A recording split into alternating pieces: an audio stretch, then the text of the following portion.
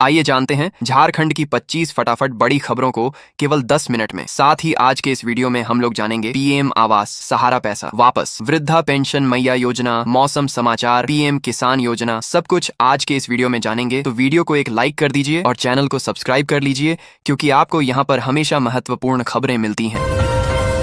मैया योजना के जिन लाभुकों का रुका है पैसा, उन्हें सरकार फिर से भुगतान की तैयारी में। झारखंड में मुख्यमंत्री मैया सम्मान योजना के कई लाभुकों को प्रारंभ में लाभ मिला, लेकिन 3-4 किस्त मिलने के बाद अब राशि नहीं मिल रही है। अब सरकार की ओर से उन्हें दोबारा राशि देने की तैयारी की जा रही है। इसके लिए आवश्यक कार्रवाई शुरू कर दी गई है। राज्य भर से शिकायतें मिल रही थीं कि बड़ी संख्या में ऐसे लाभुक हैं जो योजना का आवश्यक मापदंड पूरा करते हैं। उन्हें प्रारंभ में राशि भी दी गई थी, लेकिन उसके बाद अचानक किसी कारणवश भुगतान बंद हो गया। सामाजिक सुरक्षा निदेशालय ने इसे लेकर सभी जिलों से जानकारी मांगी है। निदेशक ने ऐसे लाभुकों की विस्तृत जानकारी देने का निर्देश दिया है। झारखंड में ही कैंसर मरीजों का होगा इलाज, सीएम हेमंत सोरेन बोले सरकार उठाएगी ठोस कदम। मुख्यमंत्री हेमंत सोरेन ने कहा है कि राज्य के कैंसर मरीजों को इलाज के लिए बाहर न जाना पड़े। इसके लिए झारखंड में ही अत्याधुनिक चिकित्सा सुविधाएं उपलब्ध कराई जाएंगी। सरकार इस दिशा में सभी आवश्यक और ठोस कदम उठाने को पूरी तरह तैयार है। गुरुवार को मुख्यमंत्री आवासीय कार्यालय में मुख्यमंत्री हेमंत सोरेन से वरिष्ठ वैज्ञानिक जीवीके सुब्रमण्यम ने शिष्टाचार भेंट की। इस दौरान उन्होंने अपने द्वारा स्वदेशी तकनीक से विकसित अत्याधुनिक कैंसर उपचार मशीन की विस्तृत जानकारी मुख्यमंत्री को दी। किसानों के लिए खुशखबरी, 2000 रुपये का वितरण शुरू। नई लाभार्थी सूची में ऐसे चेक करें नाम प्रधानमंत्री किसान सम्मान निधि योजना से जुड़े करोड़ों किसानों के लिए बड़ी राहत भरी खबर सामने आ रही है। पीएम किसान योजना की 22वीं किस्त को लेकर अपडेट तेज हो गया है और कई राज्यों में लाभार्थियों के बैंक खातों में 2000 रुपये ट्रांसफर होने की प्रक्रिया शुरू होने की जानकारी मिल रही है। ग्रामीण क्षेत्रों में किसान अपने खाते और योजना की स्थिति की जाँच करने में जुटे हुए हैं। हर बार की तरह इस बार भी किसान 22वीं किस्त का इंतजार कर रहे थे। जैसे ही वितरण से जुड़ी गतिविधियां शुरू हुई हैं, लाभार्थियों में उत्साह बढ़ गया है। जिन किसानों की सभी औपचारिकताएं पूरी हैं, उन्हें जल्द ही यह राशि उनके बैंक खाते में मिलने की उम्मीद है। झारखंड में आज छाए रहेंगे बादल, कई जिलों में पारा 10 से नीचे। राजधानी रांची समेत झारखंड के विभिन्न हिस्सों में हल्के बादल छा सकते हैं। इससे मौसम में ज्यादा बदलाव के आसार नहीं हैं। हालांकि बारिश की आशंका नहीं है। बादल छंटने के बाद तापमान में कमी आएगी। शुक्रवार के बाद न्यूनतम तापमान में 2 से 3 डिग्री तक की कमी आ सकती है। वहीं तीखी धूप सर्द हवा के असर से थोड़ी राहत दिलाएगी। मौसम विभाग के अनुसार देश के उत्तर पश्चिमी भाग पर आए पश्चिमी विक्षोभ के चलते यह परिवर्तन आया है। इस विक्षोभ के कमजोर पड़ने के बाद एक नया विक्षोभ भी देश के पश्चिमोत्तर भाग में 16 फरवरी तक दस्तक दे सकता है। इससे भी मौसम में बदलाव दिखेगा।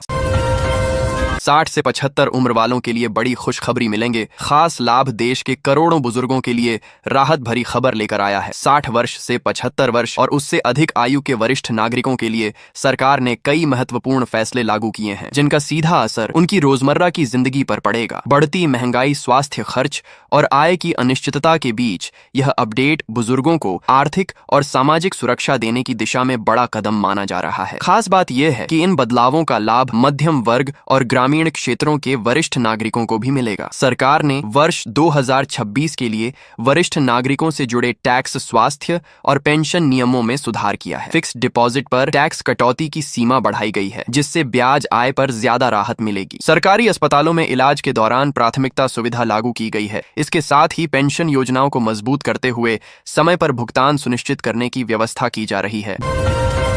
JSSC तकनीकी स्नातक स्तरीय संयुक्त परीक्षा की तारीखें जारी।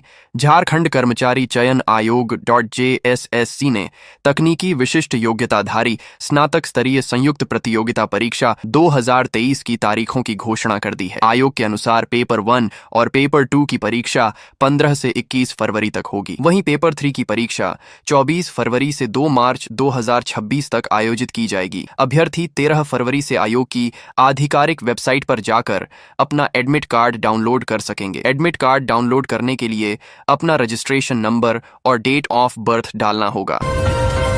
झारखंड में मां और 6 साल की बेटी की गला दबाकर हत्या रेप की आशंका, खून से सनी मिली लाशें। झारखंड के दुमका के सदर इंस्पेक्टर के कार्यालय के पीछे से मां और उसकी 6 साल की बेटी के शव बरामद होने से शहर में सनसनी फैल गई है। दोनों के शवों की पहचान नहीं हो पाई है। दोहरे हत्याकांड की यह घटना मंगलवार को देर रात की है। प्रथम दृष्टया में महिला के साथ दुष्कर्म के बाद दोनों मां और बेटी की गला दबाकर हत्या कर देने की आशंका जताई जा रही है। दोनों के नाक और मुंह से खून निकले हुए थे। दोनों के कपड़े भी अस्त व्यस्त थे। सदर इंस्पेक्टर का कार्यालय दुमका शहर के वीर कुंवर सिंह चौक समीप है।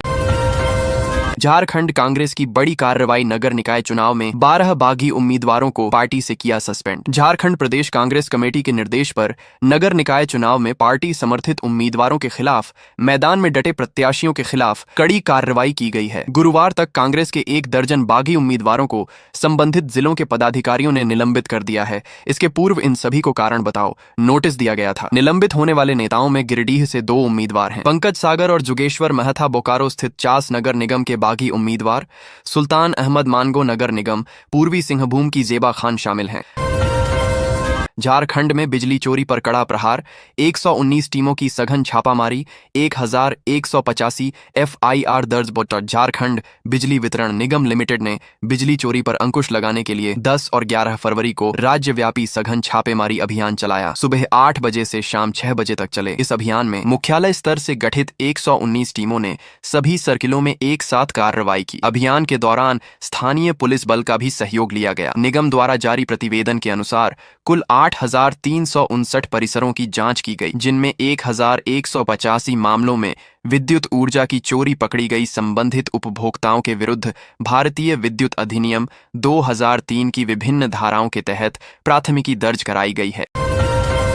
CCTV निगरानी से कचरा फेंकने वालों पर एक्शन, जुर्माने की सख्त चेतावनी। रांची नगर निगम सड़क पर कूड़ा फेंकने वालों पर अब कार्रवाई करेगा। निगम के मुताबिक शहर में गंदगी फैलाने वाले लोगों व प्रतिष्ठानों पर smart city command and control से पूरे शहर की निगरानी की जाएगी। CCTV कैमरों व तकनीकी माध्यमों से गंदगी फैलाने वाले व्यक्तियों व प्रतिष्ठानों की पहचान कर उन पर तत्काल जुर्माना लगाएगा। इस संबंध में बुधवार को अपर प्रशासक संजय कुमार की अध्यक्षता में स्वच्छता शाखा की बुलाई गई समीक्षा बैठक में निर्देश दिए गए हैं। अपर प्रशासक ने स्पष्ट शब्दों में कहा है कि शहर में किसी भी स्थान पर खुले में कूड़ा फेंकने, सड़क किनारे अवैध रूप से कूड़ा डंप करने, नालियों में घरेलू और व्यावसायिक अपशिष्ट डालने व निर्माण अपशिष्ट अनधिकृत स्थानों पर फेंकने वालों के खिलाफ तत्काल दंडात्मक कार्रवाई की जाए।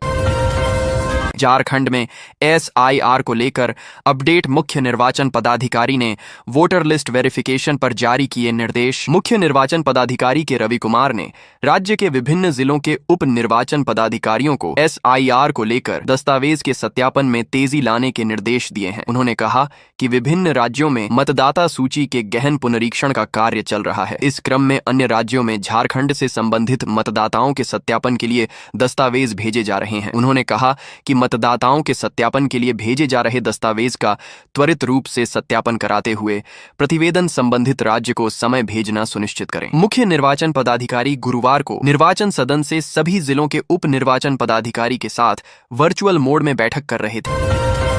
IED ब्लास्ट में 2 ग्रामीणों की मौत, पूरी रात जंगल में तड़पते रहे। रेस्क्यू टीम बचाने में रही नाकाम। झारखंड के जमशेदपुर इलाके में पड़ने वाले तिरिलपोसी जंगल में एक कर हुए 2 IED विस्फोट में मंगलवार को घायल 2 ग्रामीणों की मौत हो गई। इनके नाम जय सिंह चेरवा 35 और सलाई चेरवा 30 हैं। दोनों कुछ लोगों के साथ मंगलवार को पत्ता लाने जंगल गए थे। इस दौरान विस्फोट की जद में आकर घायल हो गए। पूरी रात जंगल में पड़े रहने से तड़प तड़प कर दम तोड़ दिया। सूचना पर मंगलवार शाम से सुरक्षा बल के जवान रेस्क्यू में लगे थे, पर कामयाबी नहीं मिली। बुधवार को ग्रामीणों की मदद से शवों को घटनास्थल से उठा तिरिलपोसी गांव लाए, जहां से जरायकेला पुलिस थाना लाने की तैयारी कर रही है। नक्सलियों ने जंगल में जगह जगह IED बम लगा रखा है, जिसकी जद में आकर ग्रामीण मारे जा रहे हैं। मंगलवार सुबह तिरिलपोसी गांव की महिला समेत 1 दर्जन लोग साल पत्ता और चिनार फूल लाने जंगल गए थे।